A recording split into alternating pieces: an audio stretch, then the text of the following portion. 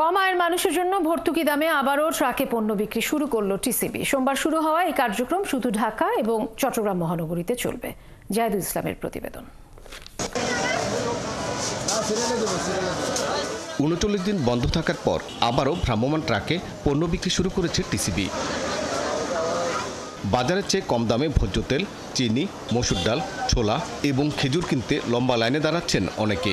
Truck চলে sir, সুবিধা হইলো আমাদের কম দামে পাচ্ছি, আমরা নিম্ন আয়ের মানুষ।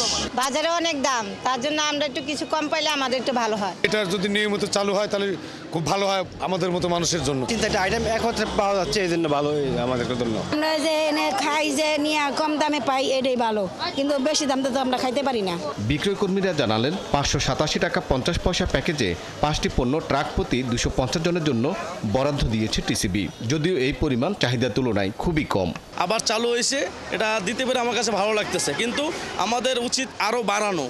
কারণ আজকে পুরো ঢাকা সিটিতে 50টা গাড়ি দিছে, কিন্তু আমরা পাইছি 250 জনার, কিন্তু এখানে দেখবেন সিরিয়াল দাঁড়াই গেছে 500 লোক, 200-250 জন দিতে পারছে, আর 250 জন কিন্তু ঠিকই না নিয়ে চলে গেছে। টিসিবি বলছে প্রতিদিন ঢাকায় 50 এবং চট্টগ্রামে 20টি ট্রাকে এই কার্যক্রম চলবে 28 মার্চ পর্যন্ত। আমরা যে পণ্যটা দিচ্ছি এই পণ্যটা প্রতিটা প্যাকেজে, আজকের যে প্যাকেজটা যাচ্ছে 587 টাকা 50 পয়সা, এই প্যাকেজে প্রায় 400 টাকার অধিক সরকারের ভর্তুকি রয়েছে। অর্থাৎ এক একটা প্যাকেজে জনগণের জন্য সরকারকে 400 টাকার মতো ভর্তুকি দিতে হচ্ছে। এটা কিন্তু একটা বিশাল ব্যয়ের অঙ্ক সরকার ভর্তুকিতে আনছে।